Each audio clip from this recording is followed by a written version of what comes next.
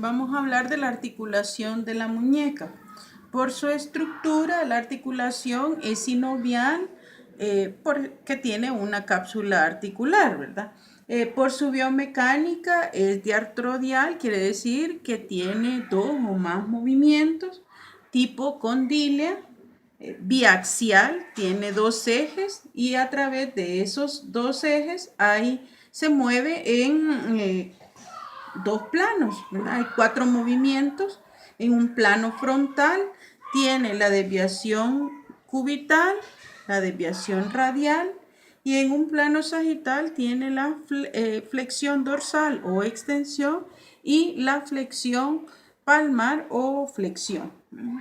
Las estructuras que conforman la articulación son principalmente el radio y la primera fila del carpo, que está constituido por el escafoides, el semilunar, el piramidal y el pisiforme. La literatura habla de un complejo articular de la muñeca en donde menciona 3 articulaciones, que es la radiocubital inferior, ¿no? Está la radiocarpiana y la mediocarpiana, que es entre las dos filas de los huesos del carpo. Pero realmente la articulación de la muñeca está constituida únicamente por el radio y la primera fila del carpo. Ni el cúbito ni la apófisis estiloides del cúbito intervienen en la movilidad en sí de los 4 movimientos que tiene la muñeca. Continuando con la evaluación de fisioterapia, toda evaluación de un paciente en el área de fisioterapia tiene varias partes. Una de ellas es la entrevista. La entrevista, ¿qué es lo que recogemos en la entrevista? Pues los datos generales del paciente, el nombre, la edad, si hay diagnóstico o un motivo de consulta, tiempo de la evolución de la situación de salud, cuál es su mano dominante, si manifiesta dolor, pérdida de fuerza, dificultad a realizar sus actividades, zonas hipersensibles o de anestesia, hormigueo, si se despierta el dolor quemante por las noches, entre otros aspectos. Luego de la entrevista viene la observación. Todo fisioterapeuta debe de ser muy detallista al observar la condición de enfermedad, ¿verdad?, que presenta el paciente. En este caso, estamos hablando hipotéticamente de alguna lesión que tenga que ver con la muñeca y la mano, aunque vamos a hablar específicamente de muñeca, pero no podemos separar la mano, ¿verdad?, como un todo durante la evaluación.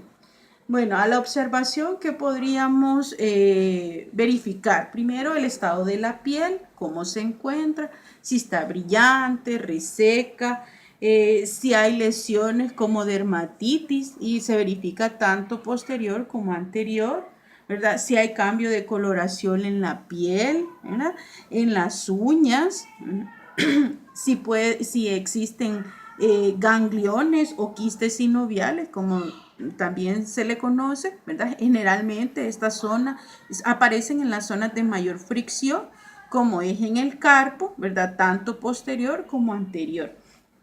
Si hay edema, por eso comparamos con la otra mano, ¿verdad?, del paciente para hacer una evaluación comparativa entre las dos manos, ¿verdad? Si hay inflamación, si hay calor local en cualquier región de la mano, si hay deformidades, si hay contracturas, ¿verdad?, si hay algún dedo que puede estar contracturado, verificamos, ¿verdad?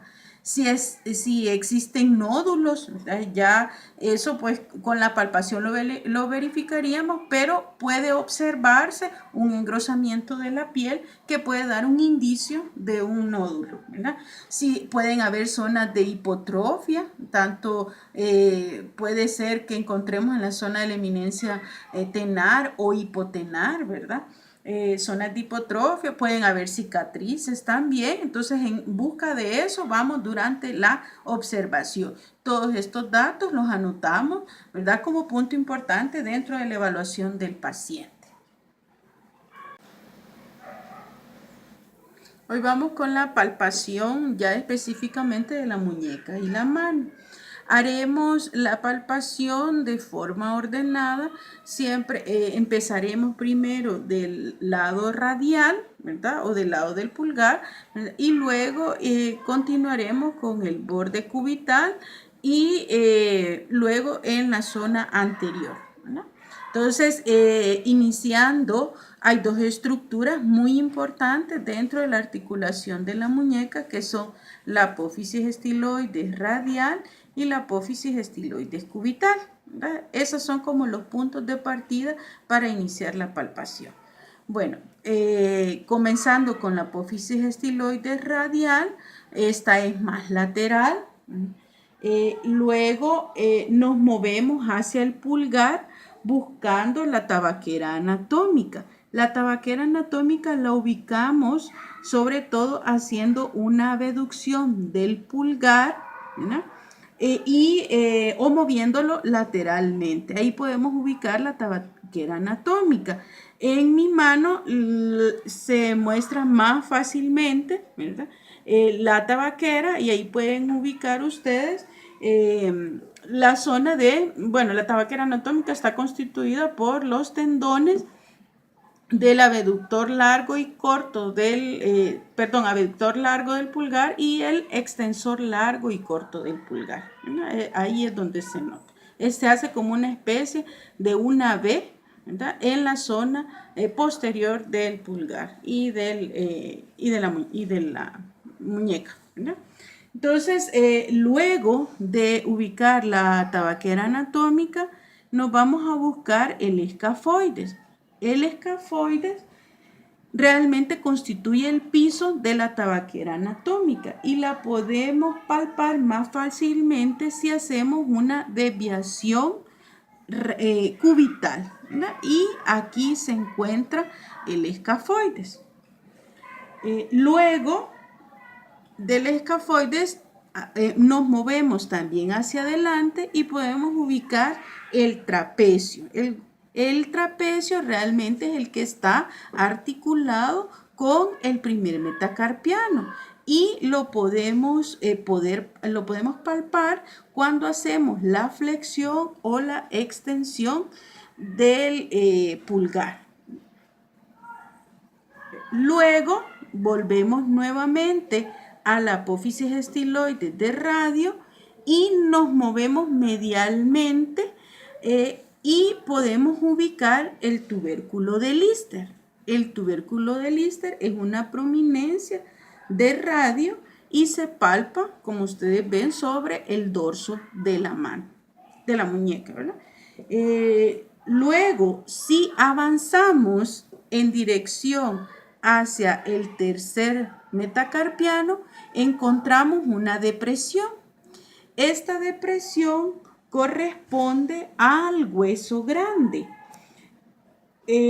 siempre y cuando la muñeca esté en posición 0 o en posición neutra. Pero si hacemos una flexión de la muñeca, el hueso prominente que salta es el hueso semilunar. Quiere decir que en la posición 0, la prominencia corresponde a la anatomía del hueso grande, pero al hacer flexión, este se desplaza hacia abajo y resulta que aparece el semilunar. Y si ustedes ven, va en una línea con el tercer metacarpiano. Retomando el punto de la palpación del lado radial, haremos otra toma para que sea más fácil para ustedes ubicarse, colocando la mano en una posición intermedia, es decir, con el pulgar hacia arriba. Entonces, volvemos, ubicamos la apófisis estiloides radial, ¿verdad? Aquí está, perfectamente la ubicamos. Y lo que está inmediatamente es el hueso escafoides. Y luego del escafoides podemos ubicar el trapecio, ¿verdad? Y si hacemos una movilización del pulgar en flexión y extensión, podemos ubicar el trapecio, ¿no? La tabaquera anatómica tendría que hacer la manipulación en extensión del pulgar, ¿verdad? En esta zona, ¿no?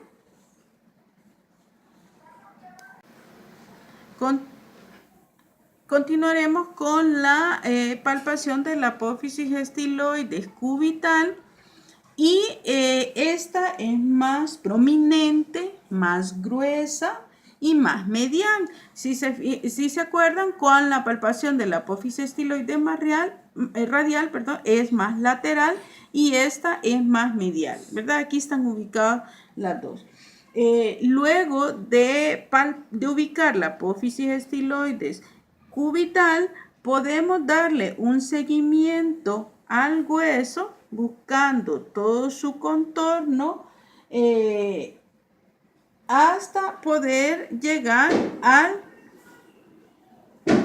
olecrano para poder ubicar el hueso. Luego llegamos nuevamente al punto de la apófisis estiloides cubital y inmediatamente distal a este está el surco dorsal. Aquí pasa el tendón del cubital posterior.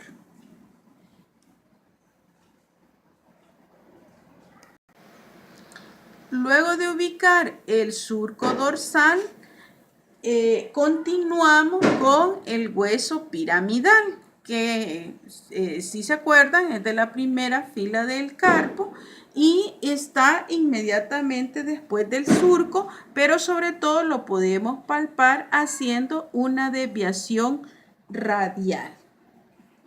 Es decir, si hacemos una inclinación de la muñeca o un movimiento en el plano deslizante, ¿verdad? En dirección al radio. Luego, para palpar el siguiente huesito, es sobre todo, se hace en la región anterior, que es el hueso pisiforme.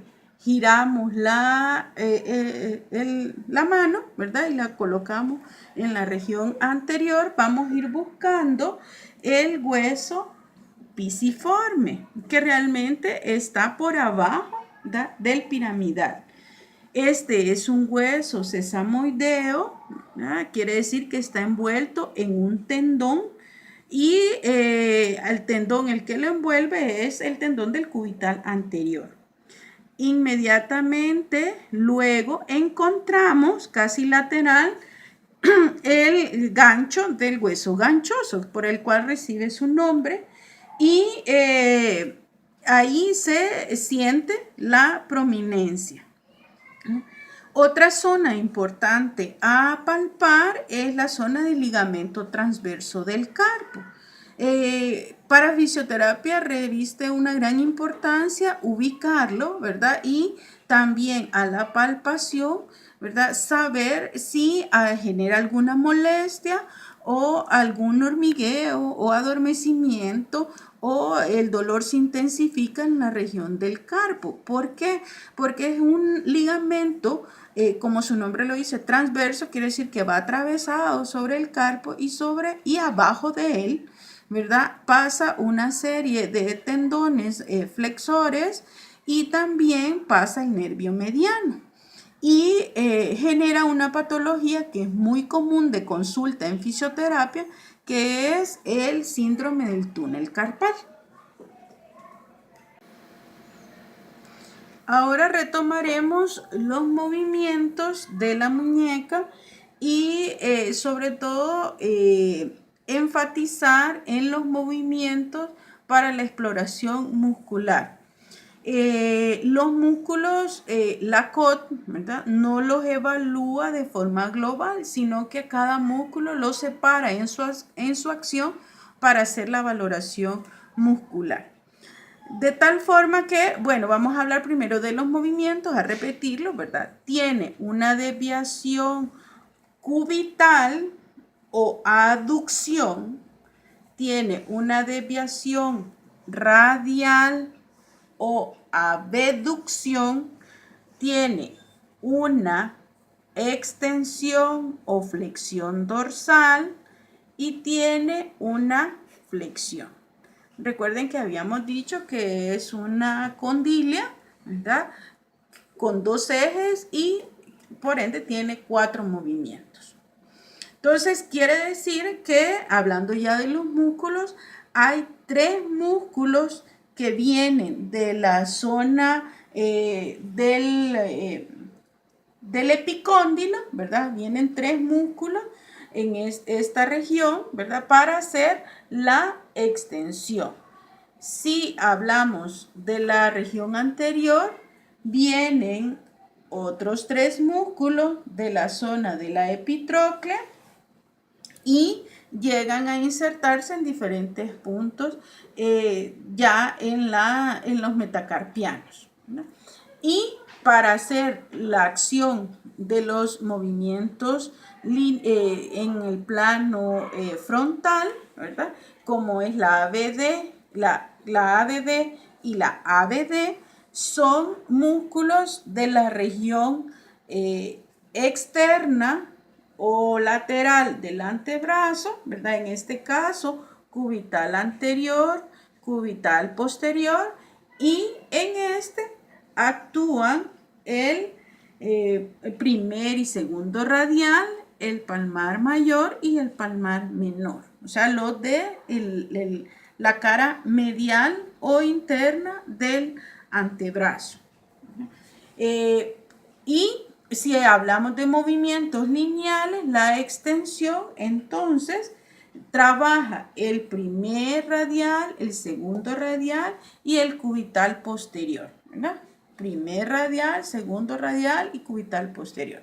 Y si hablamos de la flexión, ¿verdad? Es el cubital anterior, el palmar menor y el palmar mayor. La COT, el libro de valoración muscular, propone para la evaluación aislada de cada músculo sus movimientos por separado. Quiere decir que si vamos a evaluar el primer radial, como está en el borde interno, el movimiento para su evaluación es extensión con desviación radial. Si vamos a evaluar el segundo radial, es extensión de forma lineal. Y si vamos a evaluar el cubital posterior, ¿verdad? Sería extensión con desviación cubital, ¿verdad? Repitiendo, aquí primer radial, segundo radial y cubital posterior. Y si vamos a evaluar los flexores, los 3 flexores, el palmar mayor hace la flexión con desviación radial, el palmar menor hace la flexión lineal y el cubital anterior hace la flexión con desviación cubital. Repitiendo, palmar mayor, palmar menor y cubital anterior.